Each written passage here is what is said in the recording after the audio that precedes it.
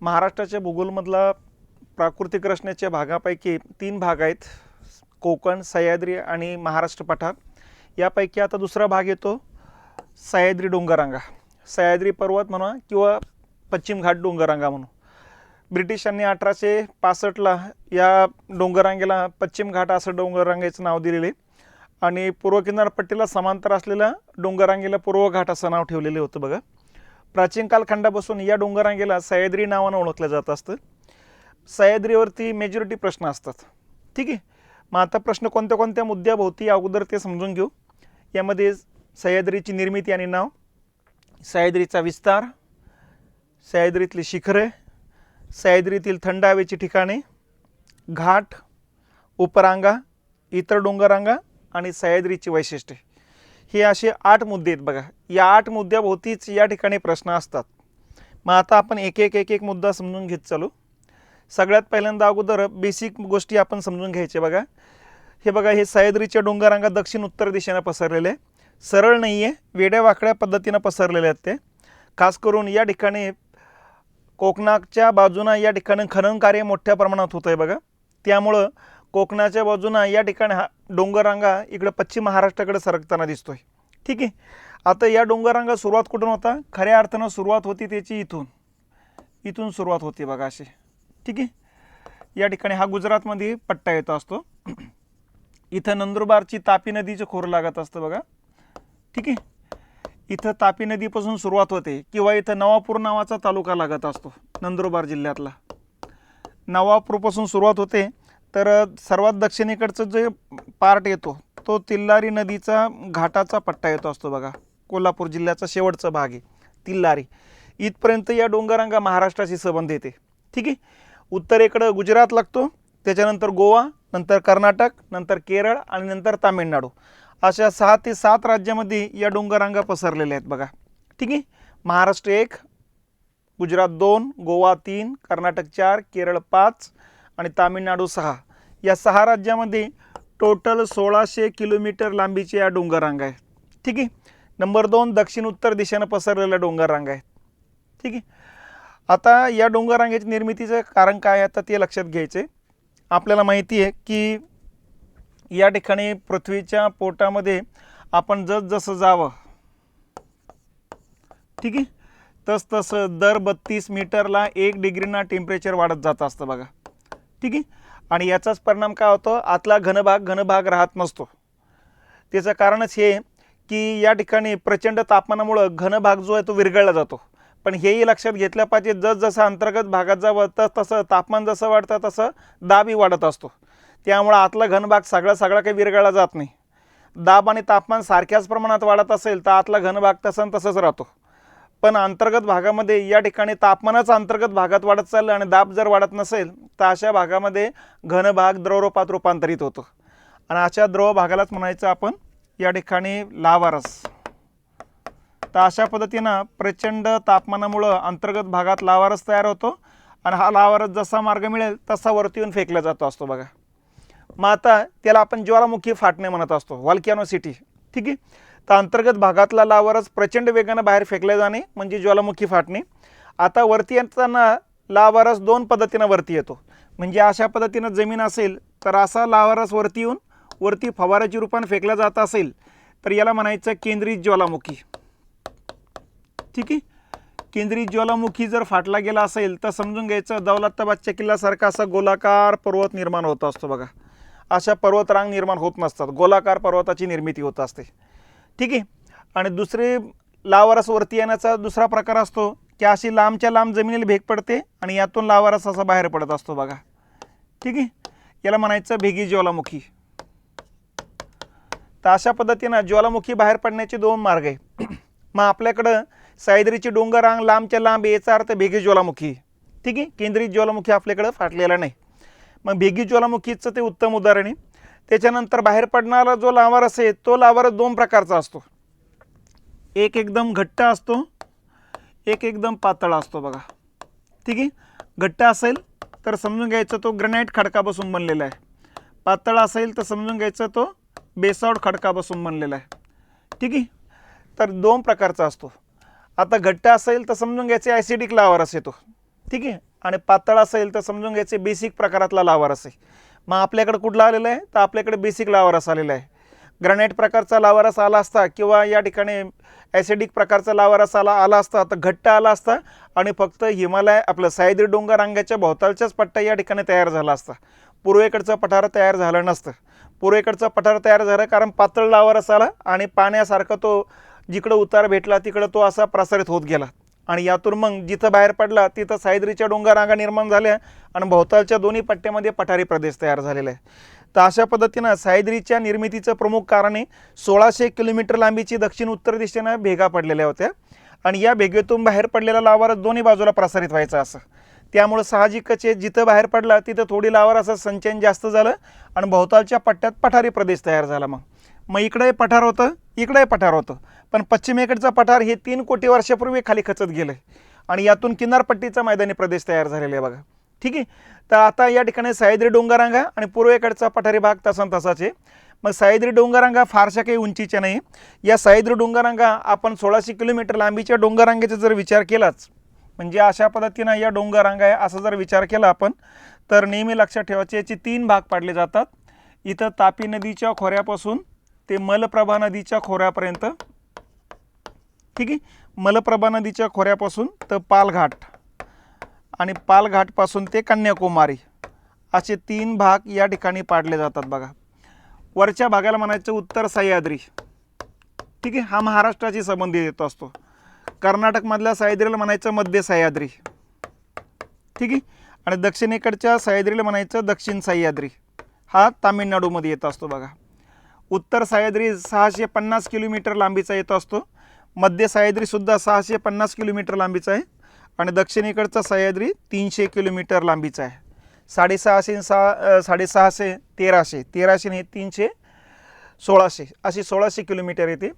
उत्तर सह्याद्री म्हणजे महाराष्ट्रातला जो सह्याद्री आहे याची उंची येते 900 मीटरपासून ते जवळपास 1300 मीटरपर्यंत. ठीक आहे. मधल्या भागातला जो सह्याद्री आहे त्याची उंची येते 1400 ते 1600 मीटर आणि दक्षिणेकडचा जो सह्याद्री आहे त्याची उंची येते 1600 ते 1800 मीटर. म्हणजे भारताच्या भूगोलच्या डायरेक्शननं जर बघितले तर उत्तरेकडून दक्षिणेकडे जाताना सह्याद्रीची उंची वाढत जाते. ठीक आहे. पण महाराष्ट्रामध्ये तसं नाही. महाराष्ट्रामध्ये उत्तर भागाकडून दक्षिणी भागाकडे जाताना उंची कमी कमी होत जाताना दिसते. म्हणजे महाराष्ट्राच्या दक्षिणेकडच्या भागामध्ये 900 मीटर आहे, उत्तरेकडे जाताना 1300 मीटरपर्यंत जाते बघा. तर अशा पद्धतीनं या सह्याद्रीच्या टोटल भारताची लांबी जर विचार केला तर 1600 किलोमीटर लांबी आहे. ठीक आहे. आता आपण लांबी जर सरळ पकडली तर 1600 किलोमीटर आहे. जर या ठिकाणी ही वेडी वाकडी अशी जर लांबी पकडली तर ही लांबी या ठिकाणी त्याच्यापेक्षा जास्त भरते बघा. आता महाराष्ट्राचा विचार केला तर महाराष्ट्रातली सरळ लांबी येते या ठिकाणी 440 किलोमीटर. ठीक आहे. आणि वेडी वाकडी जर लांबी आपण पकडली तर 650 किलोमीटर येते. तर अशा पद्धतीनं या ठिकाणी ही सह्याद्री येत असते. भारताची एकूण लांबीपैकी महाराष्ट्रातली लांबी जवळपास 40%. ठीक आहे. अशी या डोंगररांगा येतात. आता या डोंगररांगेचा उत्तरेकडचा जो पार्ट आहे हा उत्तरेकडचा पार्ट जास्त रुंदीचा पार्ट आहे बघा. रुंदी जास्त आहे आणि जसं दक्षिणेकडे यावं महाराष्ट्रामध्ये या ठिकाणी सह्याद्रीची रुंदी कमी कमी होत जाताना दिसते. याचा परिणाम असा होतो की जिथं रुंदी जास्त तिथं उंची पण जास्त, जिथं रुंदी कमी तिथं उंची पण कमी. म्हणून उत्तर भागामध्ये या ठिकाणी उंची जास्त आहे. जवळपास 1300 मीटरपर्यंत उंची येते आणि जसं दक्षिणेकडे जावं तशी उंची कमी व्हायला लागते आणि सिंधुदुर्ग जिल्ह्यामध्ये 900 मीटरपर्यंत उंची येते बघा. ठीक आहे. तर अशा पद्धतीने महाराष्ट्राचा जर विचार केला तर उत्तरेकडून दक्षिणेकडे उंची कमी होत जाते. पण टोटल सह्याद्री डोंगररांग भारताच्या भूगोलमधच्या डायरेक्शननं जर विचार केला तर तामिळनाडूमध्ये उंची हळूहळू वाढत जाते. महाराष्ट्रापेक्षा कर्नाटकमध्ये जास्त उंची, कर्नाटकपेक्षा तामिळनाडूमध्ये आणखीन जास्त उंची.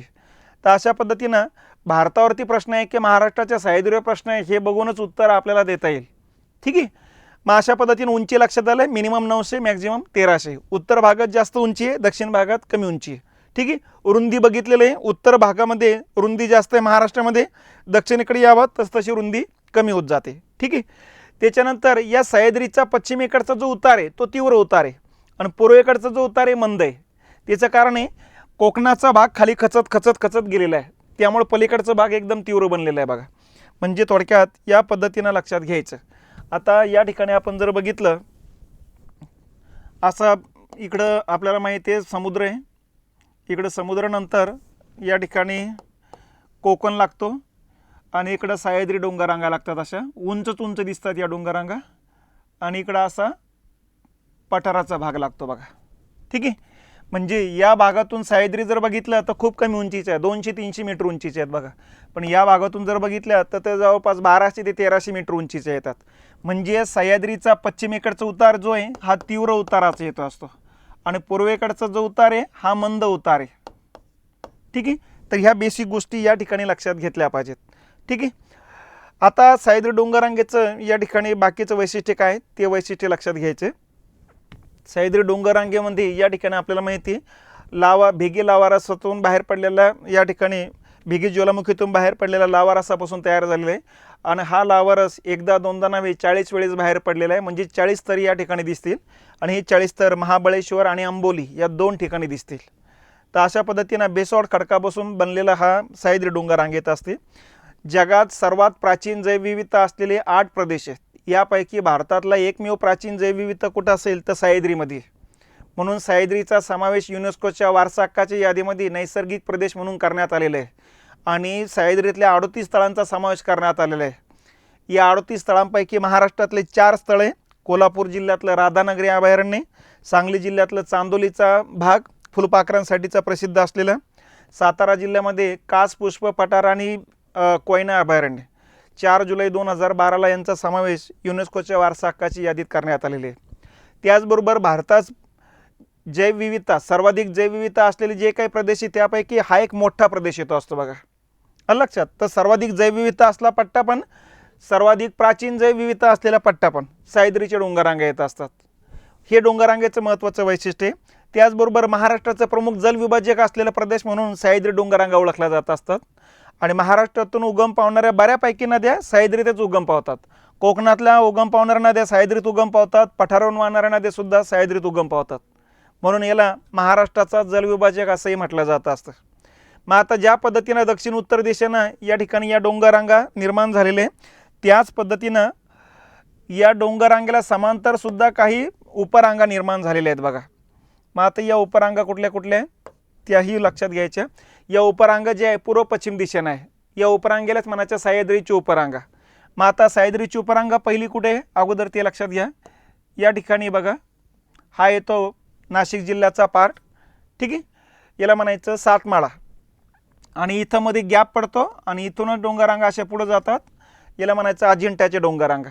ठीक आहे, अजिंठ्याच्या डोंगररांगेच्या परत पुढं 2 शाखा तयार होतात. एक शाखा पुढं हिंगोली नांदेड जिल्ह्यामध्ये जाते आणि एक शाखा वाशिम आणि यवतमाळ जिल्ह्यामध्ये जाते. वाशिम यवतमाळ जिल्ह्यामध्ये जाणाऱ्या डोंगररांगेला म्हणायचं पुसदच्या डोंगररांगा. हिंगोली आणि नांदेड जिल्ह्यामध्ये जाणाऱ्या डोंगररांगेला म्हणायचं हिंगोली मुदखेडच्या डोंगररांगा. आलं लक्षात.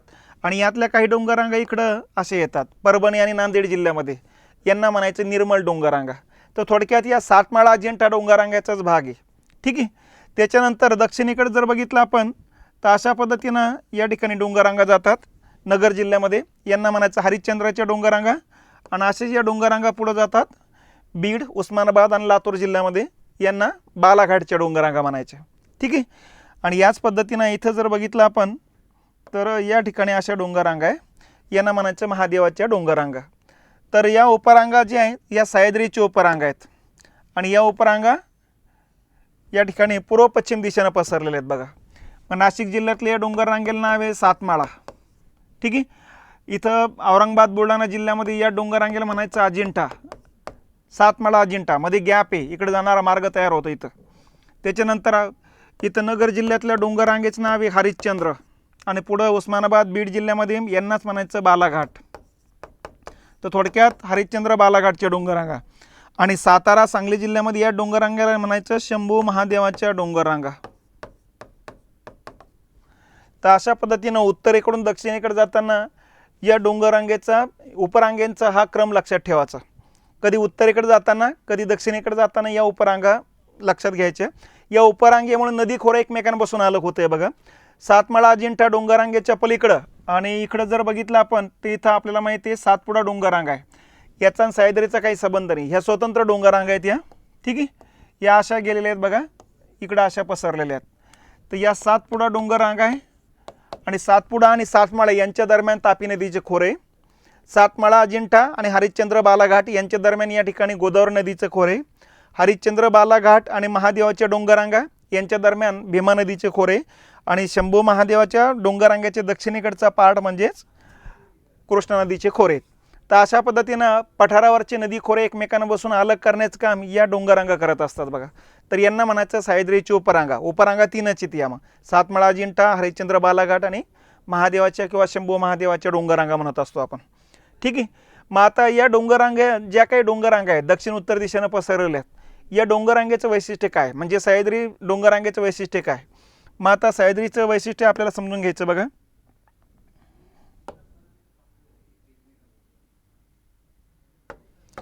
मग आता कोणताही डोंगर असू द्या, कोणता डोंगर असा कधीच नसतो बघा. कोणत्याही डोंगररांगेचे असे 3 पार्ट पाडले जातात. डोंगररांगेचा काय भाग सकल असतो, काय उंचवटच असतो, काही खोलगट असतो, अशा प्रकारची रचना असते त्याची. ठीक आहे. डोंगररांगेवरचा हा जो सकल भाग आहे, या सकल भागाला म्हणायचं घाटमाथा आणि हा उंचवटाचा जो पार्ट आहे याला म्हणायचं शिखर आणि हा जो खोलगट भाग आहे याला म्हणायचं दरी.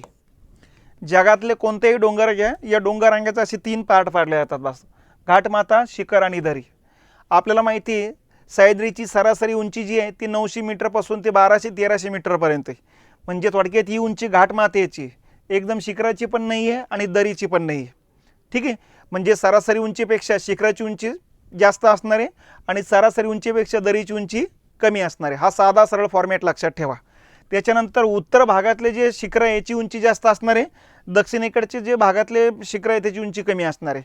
किंवा उत्तर भागातले जे घाट आहे त्याची उंची जास्त असणार आहे, दक्षिणेकडचे जे घाट आहे त्याची उंची कमी असणार आहे, कारण दक्षिणेकडे जाताना सरासरी उंची कमी होत जात असते. हा साधा नियम या ठिकाणी लक्षात ठेवायचा. मग आता या ठिकाणी याचे जे वैशिष्ट्य आहे, पहिले शिखर घेऊ आपण. ठीक आहे.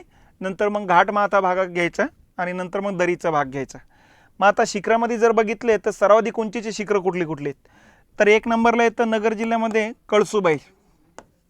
हे महाराष्ट्रातलं सर्वाधिक उंचीचं शिखर आहे, 1646 मीटर उंचीचं आहे. नगर जिल्ह्यात अकोले तालुक्यामध्ये येतं असतं. 1 नंबरचं आहे. 2 नंबरचं येतं असतं इथं नाशिक जिल्ह्यामध्ये साल्हेर. ठीक आहे. नाशिक जिल्ह्यामध्ये सटाणा तालुक्यामध्ये येतं असतं, 1567 मीटर उंचीचं आहे, दुसऱ्या क्रमांकावर आहे. तिसऱ्या क्रमांकावरती या ठिकाणी येतं असतं महाबळेश्वर. ठीक आहे. महाबळेश्वर जे आहेत या ठिकाणी 1438 मीटर उंचीचं आहे, महाबळेश्वर तालुक्यामध्ये येतं असतं सातारा जिल्ह्यामध्ये. चौथ्या क्रमांकावरती कळसुबाईच्याच बाजूला येतं हरिश्चंद्रगड, 1424 मीटर उंचीचं आहे, नगर जिल्ह्यामध्ये अकोले तालुक्यामध्ये. ठीक आहे. 5व्या क्रमांकावरती जर बघितलं आपण तर सप्तशृंगी आता या डोंगररांगेमध्ये लागत असते. सप्तशृंगी म्हणा किंवा वनी म्हणू आपण त्याला, 1416 मीटर उंचीचं आहे. हे 5व्या क्रमांकाचं येतं असतं. 6व्या क्रमांकाचं येतं असतं 1404 मीटर उंचीचं तोरणा. तोरणा येतं असतं पुणे जिल्ह्यामध्ये, वेल्हे तालुक्यामध्ये येतं असतं. ठीक आहे. त्याच्यानंतर 7व्या नंबर येतं राजगड. राजगडसुद्धा वेल्हे तालुक्यामध्ये येतं असतं, 1376 मीटर उंचीचं आहे. त्याच्यानंतर येतं असतं बघा रायरेश्वर, 1373 मीटर उंचीचं आहे आणि हे येतं असतं भोर तालुक्यामध्ये. ठीक आहे.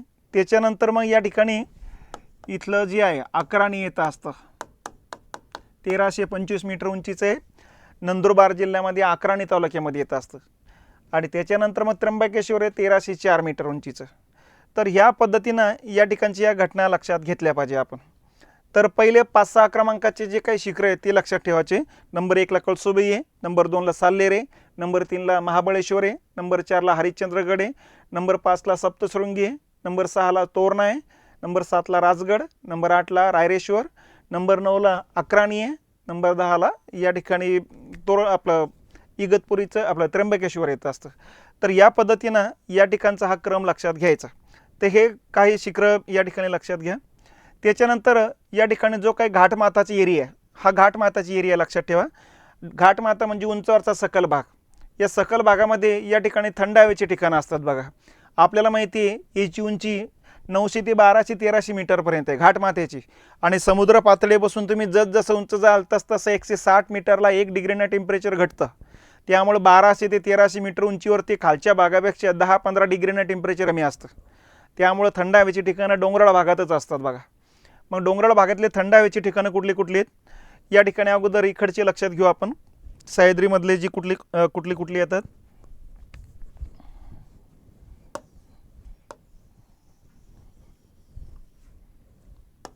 हे सह्याद्री आहे.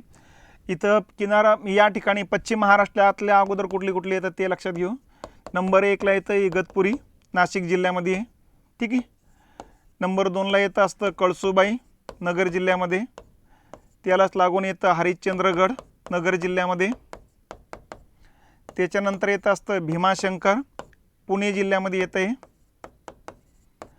त्याच्यानंतर पुणे जिल्ह्यामध्येच खंडाळा आणि लोणावळा येतं असतं. त्याच्या खाली महाबळेश्वर आणि पाचगणी येतं असतं बघा, सातारा जिल्ह्यामध्ये. महाबळेश्वर महाराष्ट्रातलं सर्वात मोठं थंड हवेचं ठिकाण आहे आणि पाचगणी.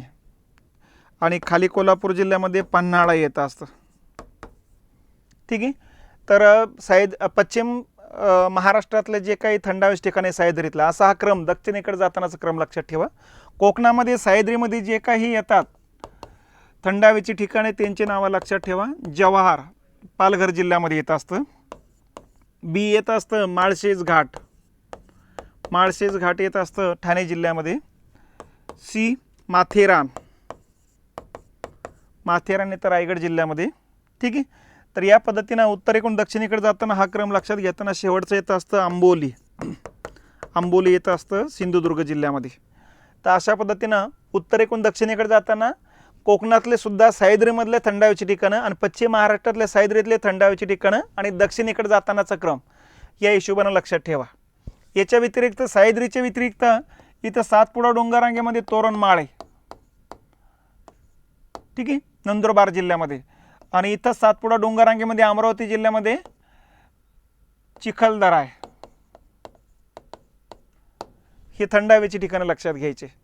तर घाटमाथा एरिया जो येतोय हा घाटमाथा एरियातली ही थंड हवेची ठिकाणाचा पार्ट येतोय. आणि पुढचा पार्ट येतो दरी. दरीचा जो पार्ट आहे या दरीच्या पार्टमधून कोकणातून पश्चिम महाराष्ट्रात किंवा पठारावर येण्यासाठी वेडेवाकडे रस्ते काढलेले आहेत. या वेडेवाकड्या रस्त्यांनाच म्हणायचं घाट. मग उत्तरेकडून दक्षिणेकडे जाताना क्रमानं कुठले घाट लागतात ते घाट लक्षात घ्यायचे आपल्याला. आता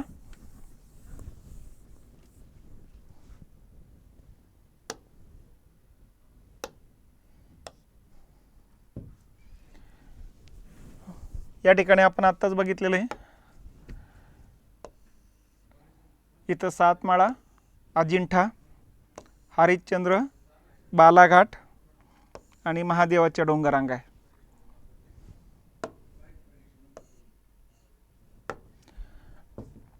मग आता उत्तरेकडून दक्षिणेकडे जाताना मुंबई ते ठाणे, आपलं मुंबई ते नाशिक यांच्या दरम्यान जो घाट लागतो तो थळ किंवा कसारा घाट लागत असतो. ठीक आहे.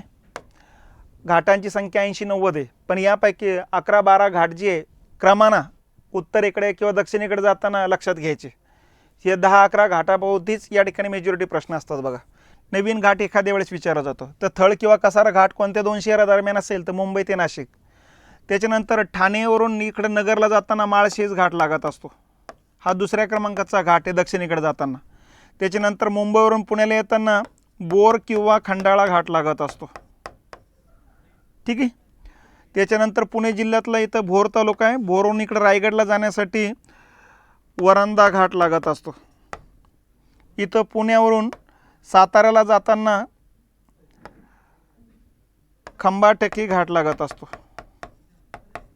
इथं सातारा जिल्ह्यामध्ये वाई नावाचं गाव आहे. वरती महाबळेश्वरला जाण्यासाठी पसरणी घाट लागत असतो. आणि महाबळेश्वरहून पलीकडे रायगडला जाण्यासाठी आंबेनळी घाट लागत असतो. थोडं पुढं गेलं की सातारा जिल्ह्यात कराड लागतं. कराडवरून रत्नागिरीला जाण्यासाठी म्हणजे चिपळूणला जाण्यासाठी कुंभारली घाट लागत असतो. आणि थोडं कोल्हापूर गेलं की कोल्हापूरहून रत्नागिरी येण्यासाठी आंबा घाट लागत असतो बघा. कोल्हापूरहून गोव्याला जाण्यासाठी फोंडा घाट लागतो. मग इथं कोल्हापूरहून कणकवलीला जाण्यासाठी हनुमंते घाट लागत असतो. आणि इकडं कोल्हापूरहून आपलं सावंतवाडीवरून बेळगावला जाण्यासाठी आंबोली घाट लागत असतो. तर अशा पद्धतीनं या ठिकाणी 10-12 घाट जे आहेत या 10-12 घाटांचा हा क्रम लक्षात ठेवा. पहिला थळ किंवा कसारा, दुसरा माळशेज घाट आहे, तिसरा बोर किंवा खंडाळा घाट आहे, चौथा वरांदा घाट आहे, पाचवा खंबाटकी आहे, सहावा पसरणी आहे, सातवा आंबेनळी आहे, आठवा कुंभारले घाट आहे, नववा या ठिकाणी आंबा घाट येत असतो, 10वा फोंडा घाट आहे, 11वा हनुमंत आहे आणि 12वा आंबोली घाट आहे. असा हा दक्षिणेकडे जातानाचा क्रम लक्षात घ्यायचा. तर हा या ठिकाणचा दरीचा जो भाग आहे या दरीच्या भागातलं घाटं येतात ते घाटं लक्षात घ्यायचे बघा. तर असा हा सह्याद्री येत असतो बघा. सह्याद्री त्यांची या उपरांगा लक्षात घेतल्या आणि या उपरांगाच्या व्यतिरिक्त सुद्धा इतर डोंगररांगा काही आहेत बघा. मग त्या इतर डोंगररांगा कुठल्या कुठल्या आहेत त्या इतर डोंगररांगा लक्षात घ्यायचे आपण. मग आता इतर डोंगररांगा भरपूर आहेत. यामध्ये ज्या महत्त्वाच्या आहेत त्या बघा. इथं गाळणा डोंगररांगा येत असतात बघा धुळे जिल्ह्यामध्ये. अहमदनगर जिल्ह्याच्या वरच्या भागामध्ये बाळेश्वरच्या डोंगररांगा येत असतात. ठीक आहे. पुणे जिल्ह्याच्या वरच्या भागामध्ये तसुमाईच्या डोंगररांगा येत असतात. सातारा जिल्ह्यामध्ये आगाशिव आणि बामणोलीच्या डोंगररांगा येत असतात. ठीक आहे. कोल्हापूर जिल्ह्यामध्ये पन्हाळा, ज्योतिबा आणि चिकोडीच्या डोंगररांगा येत असतात. या 3 डोंगररांगा कोल्हापूर जिल्ह्यामध्ये. इकडे औरंगाबाद जिल्ह्यामध्ये आपल्याला माहिती आहे वेरूळच्या डोंगररांगा आहे. ठीक आहे. त्याच्यानंतर पुढं इकडं औरंगाबादच्या बाजूलाच इकडं साताराच्या डोंगररांगा लागत असतात. तर या पद्धतीने इकडं जर बघितलं आपण परभणी नांदेड जिल्ह्यामध्ये निर्मल डोंगररांगा आहे. हिंगोली आणि नांदेडमध्ये हिंगोली मुदखेडच्या डोंगररांगा लागतात. इकडे यवतमाळ जिल्ह्यामध्ये पुसदच्या डोंगररांगा आहे. त्याच्यानंतर नागपूर जिल्ह्यामध्ये जर बघितल्या तर गरमसूर, त्याच्या खाली येतात मनसर आणि त्याच्या खाली येतात आंबागडच्या डोंगररांगा. तर या 3 डोंगररांगा गरमसूर, मनसर आणि आंबागडच्या डोंगररांगा नागपूर जिल्ह्यात आहे. इकडं गोंदिया जिल्ह्यामध्ये दरेकसा डोंगररांगा आपल्याला माहितीच आहे. त्याच्यानंतर खालच्या भागामध्ये चिरोली, सुरजागड आणि भामरागडच्या डोंगररांगा आहे. तसं चंद्रपूर जिल्ह्यामध्ये चिमूरच्या डोंगररांगा लागतात आणि चांदोरागडच्या डोंगररांगा लागत असतात. तर अशा पद्धतीनं या बाकीच्या डोंगररांगा लक्षात ठेवायच्या. इथं आपल्याला माहिती आहे गावेलगड डोंगररांगा आहे, इथं आपल्याला माहिती आहे तोरणमाळच्या डोंगररांगा आहे. तर अशा या ठिकाणी सह्याद्रीचं जे वैशिष्ट्य आहे या वैशिष्ट्यामध्ये या ठिकाणी हे 4-5 महत्त्वाचे वैशिष्ट्य आहे. एक तर शिखरं लक्षात ठेवा, थंड हवेची ठिकाणं लक्षात ठेवा, घाटं लक्षात ठेवा, उपरांगा लक्षात ठेवा, इतर डोंगररांगा लक्षात ठेवा आणि सह्याद्रीचं वैशिष्ट्य. आता सह्याद्रीचं वैशिष्ट्य काय काय? सगळ्यात प्राचीन जैवविविधता असलेला भारतातला एकमेव प्रदेश आहे. सर्वाधिक जैवविविधता असलेल्या अनेक प्रदेशापैकी एक प्रदेश आहे. महाराष्ट्राचा प्रमुख जलविभाजक आहे. महाराष्ट्रातला सर्वाधिक पाऊस पडणारा पट्टा आहे. इथं सरासरी 300 ते 500 सेंटीमीटर पाऊस पडतो वर्षभरामध्ये घाटमाथ्यावरती. ठीक आहे. आणि यातही सर्वात जास्त पाऊस पडतो असतो आंबोलीला 745 सेंटीमीटर. 2 नंबरला सर्वाधिक जास्त पाऊस पडतो महाबळेश्वरला 623 सेंटीमीटर. 3 नंबरचा सर्वाधिक पाऊस पडणारा ठिकाणी गगनबावडा कोल्हापूर जिल्ह्यामध्ये 621 सेंटीमीटर. 4 नंबरचा सर्वाधिक पाऊस पडणारा ठिकाणी माथेरान रायगड जिल्ह्यामध्ये 517 सेंटीमीटर आहे. त्याच्यानंतरचा क्रमांक लागतो खंडाळा 471 सेंटीमीटर, नंतर लोणावळा 430 सेंटीमीटर. या पद्धतीनं सर्वाधिक पाऊस पडणारं ठिकाणं महाराष्ट्रात कुठे आहे तर सह्याद्रीत. सर्वाधिक पाऊस पडणारा डोंगररांगा कुठला आहे तर सह्याद्रीचे. आणि या सह्याद्रीतूनच या ठिकाणी बऱ्याच नद्या उगम पावतात. काही पश्चिम वाहिनी आहे, काही पूर्व वाहिनी आहे. पश्चिम वाहिनी ज्या नद्या आहेत कोकणातून वाहतात, पूर्व वाहिनी ज्या नद्या आहेत त्या पठारावरून वाहत असतात बघा. ठीक आहे. तर अशा पद्धतीने हे वैशिष्ट्य सह्याद्रीचं लक्षात घ्यायचं. तर याला म्हणायचं सह्याद्री डोंगररांगा. सह्याद्रीमध्ये आपण काय काय बघितलेलं आहे परत एकदा रिवाईज करून घेऊ बघा. हे बघा आपण शिखर बघितलेले आहे सह्याद्रीमध्ये. मग सगळ्यात सर्वाधिक उंची शिखर 1 नंबरचं जे आहे कळसुबाई आहे 1646 मीटर उंचीचं. 2 नंबरचं साल्हेर आहे 1567 मीटर उंचीचं आहे. 3 नंबरचं महाबळेश्वर आहे 1438 मीटर उंचीचं आहे. 4 नंबरचं हरिश्चंद्रगड आहे 1424. 5 नंबरचं सप्तशृंगी, 6 नंबरचं तोरणा, 7 नंबरचं राजगड, 8 नंबरचं रायरेश्वर. ठीक आहे. आता 9 नंबरचं डायरेक्ट इथं घेतलेलं आहे सह्याद्रीतलं आहे, परंतु खऱ्या अर्थानं 9 नंबरचं इथं सातपुडा डोंगररांगेमध्ये 11 येतं असतं बघा. अक्राणी तालुक्यामध्ये अस्तंभा येतं असतं. तर अस्तंभा येतं असतं 1325 मीटर उंचीचं आहे. पण आता या वेगळ्या डोंगर रांगेमध्ये ते लक्षात किती घ्यायचं ते आपण आपलं ठरवायचं. ठीक आहे. आता महाराष्ट्रातले शिखरं बघितली होती आपण. तर हे शिखरं या ठिकाणी या पद्धतीनं तालुके जिल्हे या हिशोबाने लक्षात घ्यायचं. ठीक आहे. थंड हवेची ठिकाणं बघितलेली आपण. त्याच्यानंतर सह्याद्रीतले प्रमुख घाट हे बघा, उत्तरेकडून दक्षिणेकडे जाताना या ठिकाणी हे घाटांचा क्रम लक्षात ठेवायचा. ठीक आहे. पहिला थळ किंवा कसारा घाट लागत असतो मुंबई नाशिक. ठाणे ते कल्याणच्या दरम्यान माळशेज घाट आहे. ठीक आहे. मुंबई पुण्याच्या दरम्यान खंडाळा किंवा लोणाळा घाट लागत असतो. पुण्यातल्या भोर तालुक्यापासून महाडला जाण्यासाठी वरंधा घाट आहे. त्याच्यानंतर पुढं खंबाटकी घाट लागतो पुणे ते सातारा रोडवरती. आणि याच रोडवरती असलेल्या वाईपासून वरती महाबळेश्वरला येण्यासाठी पसरणी घाट आहे. महाबळेश्वरून पलीकडे महाडला जाण्यासाठी आंबेनळी घाट आहे. हा आंबेनळी घाट आहे इथं. ठीक आहे. थोडं खाली गेले या रोडनं कराड आहे. कराडवरून चिपळूणला जाण्यासाठी कुंभारली घाट आहे. हा कुंभारली घाट महाराष्ट्रातला सर्वाधिक लांबीचा घाट आहे. 24 किलोमीटर लांबी याची जवळपास. कोल्हापूरहून रत्नागिरीला जाण्यासाठी आंबा घाट आहे. कोल्हापूरहून कणकवलीला म्हणजेच गोव्याला जाण्यासाठी फोंडा घाट लागत असतो बघा. त्याच्यानंतर कोल्हापूरहून इकडं कुडाळला जाण्यासाठी या ठिकाणी हनुमंते घाट लागत असतो. ठीक आहे. आणि त्याच्यानंतर इथं सावंतवाडी ते बेळगावला जाण्यासाठी आंबोली घाट लागत असतो. तर हे 10-12 घाट या ठिकाणी लक्षात घ्यायचे. सह्याद्रीची उपरांगा बघितलेला आहे. सातमाळा अजिंठा डोंगररांगा आहे, हरिश्चंद्र बालाघाटी आणि महादेवाच्या डोंगररांगा आहे. या 7 डोंगररांगेचा भाग आहेत. त्याच्यानंतर इतर डोंगररांगा बघितलेल्या आहे. नंदुरबार जिल्ह्यातल्या डोंगररांगेला तोरणमाळा म्हणायचं. धुळे जिल्ह्यामध्ये गाळणा आहे. नगरजमध्ये बाळेश्वर. पुणे जिल्ह्यामध्ये तसुमाई, बामनोली, आगाशिव, पन्हाळा, ज्योतिबाची कोडी. इकडे निर्मल डोंगररांगा आहे परभणी नांदेडमध्ये. हिंगोली मुदखेड डोंगररांगा येतात हिंगोली नांदेडमध्ये. औरंगाबादमध्ये वेरूळ आणि साताराचे डोंगर आहे. यवतमाळ जिल्ह्यामध्ये पुसदच्या डोंगररांगा. नागपूरमध्ये गरमसूर, मनसर आणि आंबागडे. त्याच्यानंतर गोंदिया जिल्ह्यामध्ये नवेगावच्या आणि एकदम पलीकडे ईशान्येला येतात दरेकसा. चंद्रपूर जिल्ह्यामध्ये चांदोरागड आणि चिमूरच्या डोंगररांगा आहे. ठीक आहे. तर या पद्धतीनं या छोट्या छोट्या डोंगररांगा लक्षात घेणं गरजेचं आहे. आता सह्याद्रीवरती वेगवेगळ्या परीक्षेला जे प्रश्न आलेले त्या प्रश्नाकडे जायचं आहे आपल्याला. सह्याद्री पर्वताची महाराष्ट्रातली लांबी किती आहे? मग आपल्याला माहिती आहे महाराष्ट्रातली लांबी आहे 440 किलोमीटर. भारतातली जर विचारली तर 1600 किलोमीटर. ठीक आहे. आणि महाराष्ट्रातली ही सरळ लांबी आहे. आलं लक्षात?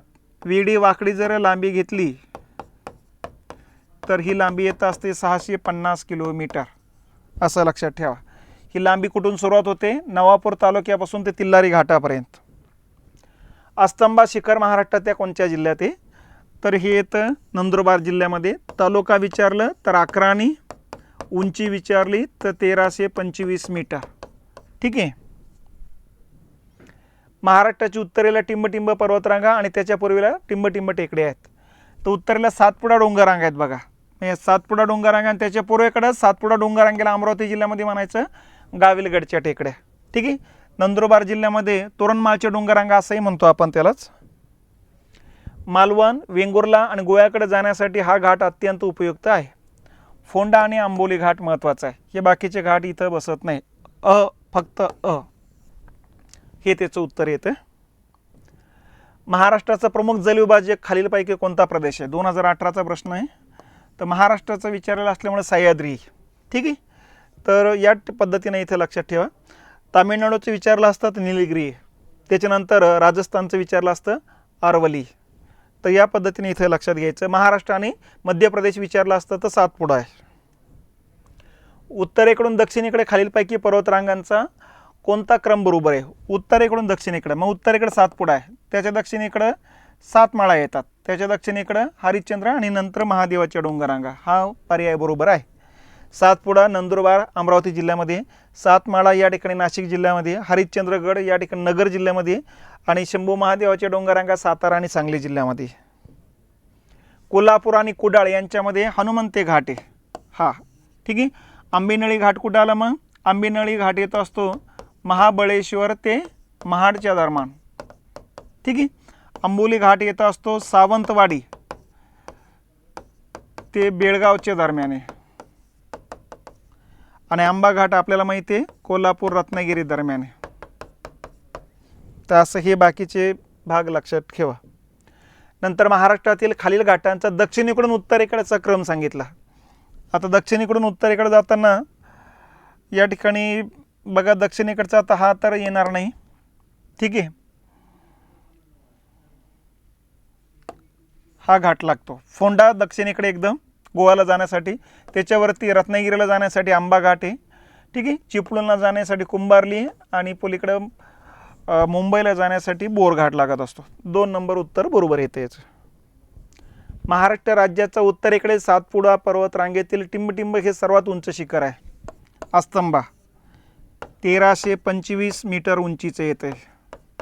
ठीक आहे, आणि अक्राणी तालुक्यात येतं असतं, नंदुरबार जिल्ह्यामध्ये, असं लक्षात ठेवा. खालील पर्वत शिखरांचा समुद्र सपाटीपासून असलेल्या त्यांच्या उंचीनुसार उतरता क्रम. उतरता क्रम म्हटलं की 1 नंबरला हे येईल 1646, 2 नंबरला साल्हेर येईल 1567, 3 नंबरला महाबळेश्वर येईल 1438 आणि सप्तशृंगी येईल 1416. तर ह्या हिशोबानं ड अ क ब, ड अ क ब हा उतरता क्रम येईल. 2 नंबर. खालीलपैकी कोणती पर्वतरांग तापी आणि गोदावरी नद्यातील जलविभाजक आहे? तापी आणि गोदावरी दरम्यान या ठिकाणी सातमाळा अजिंठा डोंगररांगा येते. सातमाळा अजिंठ्याच्या पलीकडून तापी वाहते, अलीकडून गोदावरी वाहत असते. सातपुडा 2 भागात टिंबटिंब विभागला जातो. मग आता आपल्याला माहिती आहे की महाराष्ट्राचा असा नकाशा आहे आपला.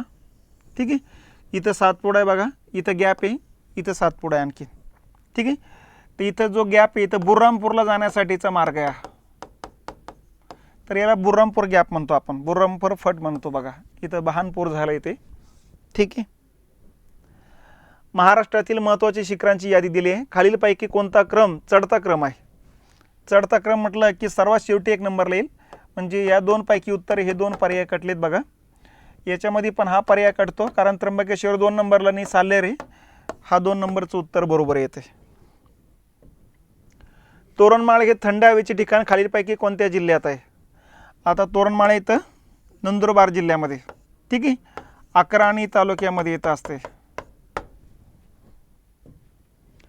खालील ठिकाणाचा त्यांच्या उंचीप्रमाणे चढता क्रम सांगायचा. आता चढता क्रम म्हटलं का सर्वात शेवटी हा येईल 1 नंबरला, शेवटचा इकडून अ अ अ अ हा पर्याय कटला. त्याच्यानंतर ब येईल, अ नंतर ब कुठे आहे हा पर्याय कटला. या 2 पर्यायापैकी उत्तर आहे. त्याच्यानंतर या ठिकाणी जर बघितलं तर कुंभारली घाट येईल कारण तो उत्तरेकडे आणि फोंडा घाट दक्षिणेकडे तो छोटा असणार आहे. तर थोडक्यात हे उत्तर येईल बघा. ठीक आहे, याची उंची कमी असणार आहे, याची उंची जास्त असणार आहे. जवळपास 211 मीटर उंचीचा आहे, हा 623 मीटर उंचीचा येतो. हरिश्चंद्रगड आपल्याला माहिती आहे 1424 मीटर उंचीचा आहे, हा 1646 मीटर उंचीचा आहे. ठीक आहे, पुणे रायगड, सातारा रत्नागिरी, कोल्हापूर रत्नागिरी, कोल्हापूर सिंधुदुर्ग या जिल्ह्यास अनुक्रमे टिंबटिंब घाटाने जोडलेले आहे. पुणे ते रायगड दरम्यान बोर घाट आहे. ठीक आहे, सातारा आणि रत्नागिरी यांच्या दरम्यान या ठिकाणी आंबा घाट तर लागणार नाही. इथं बोर घाट नंतर कुंभारली घाट बरोबर आहे. कोल्हापूर रत्नागिरी आंबा घाट आहे. कोल्हापूर सिंधुदुर्ग हा 3 नंबरचं उत्तर येते इथे, हे असं लक्षात ठेवा. खालील कोणत्या पर्यायात महाराष्ट्रातील पर्वत शिखरे त्यांच्या उंचीच्या योग्य उतरते क्रमाने लावलेली आहे? उतरते क्रमाने म्हणते तर उतरते क्रमाने साल्हेर आता या ठिकाणी एक येईल, हा पर्याय कटतो बघा. साल्हेर नंतर तोरणा इथं हरिश्चंद्रगड आहे, हाही पर्याय कटतो. हरिश्चंद्र नंतर तोरणा किंवा सप्तशृंगी, सप्तशृंगी हाही पर्याय कटतो. उत्तर असो नसो हे उत्तर आहे. तोरणा सर्वात शेवटी येईल. याची उंची 1567 आहे, याची उंची 1424 आहे, याची उंची 1416 आहे, याची उंची 1404 आहे. असा हा उतरता क्रम आहे. महाराष्ट्रातील पुढील शिखरांना त्यांच्या उंचीच्या वाढत्या क्रमानं, आता जास्त उंचीवाले सर्वात शेवटी येणार आहे बघा.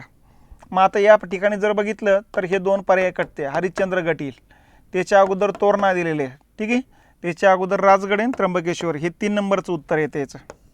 ठीक आहे, त्र्यंबकेश्वर 1304 मीटर उंचीचं आहे, राजगड 1376 आहे, याचं 1404 आहे आणि हे 1424 आहे.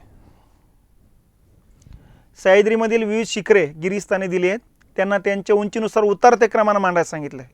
आता उतरते क्रमानं कळसुबाई 1 नंबरला आहे.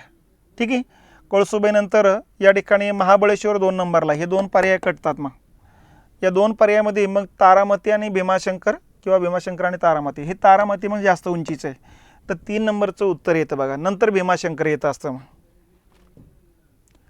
त्याच्यानंतर महाराष्ट्रातील सर्वात उंच शिखर कुठले आहेत, हा साधा प्रश्न आहे. तर सर्वाधिक उंचीचं 1 नंबरला महाबळेश्वर आहे, याच्यामध्ये 2 नंबरला साल्हेर आहे, 3 नंबरला महाबळेश्वर आहे. आपलं कळसुबाई 1 नंबरला आहे, साल्हेर 2 नंबर, महाबळेश्वर 3 नंबर आहे. सह्याद्री पर्वताच्या पूर्वेस पूर्व पश्चिम पसरलेल्या पर्वतरांगांचा क्रम दक्षिणेकडून उत्तरेकडे खालीलपैकी कोणत्या क्रमाने आहे. दक्षिणेकडून उत्तरेकडे जाताना 1 नंबरला हा लागेल, हा 2 नंबरला लागेल. ठीक आहे. तोरणमाळ डोंगररांगा, सातमाळा अजिंठा डोंगररांगा 3 नंबरला, हा 4 नंबरला. अ क ब ड, अ क ब ड, अ क ब आणि ठीक आहे, हा क्रम या ठिकाणी बरोबर येतो. जोड्या लावा. आता या डोंगररांगा आपण बघितलेल्या, या डोंगररांगेंचा हा क्रम आहे. औरंगाबाद जिल्ह्यातल्या डोंगररांगा येतात वेरूळ, नांदेड जिल्ह्यामध्ये मुदखेड, गडचिरोली जिल्ह्यातल्या सुरजागड आणि धुळे जिल्ह्यातल्या गाळणा. हा उत्तर इथं लागायला पाहिजेत. ठीक आहे, कारण या गाळणा डोंगररांगा इथं आहे. ठीक आहे, 1 नंबर. घाट आणि महामार्ग दाखवलेले आहेत. फोंडा घाट कुठे आहे, या ठिकाणी कोल्हापूरवरून पणजीला जाताना लागत असतो. दिवा घाट पुणे ते बारामतीच्या दरम्यान आहे. आंबा घाट कोल्हापूर रत्नागिरी आणि खंबाटकी घाट पुणे सातारा आहे. तर या हिशोबानं 4 नंबरनं सुरुवात होईल. इथं 4 नंबर नाही 2, नंतर 2 उत्तर येईल. हे 2 नंबरचं उत्तर येते. ठीक आहे.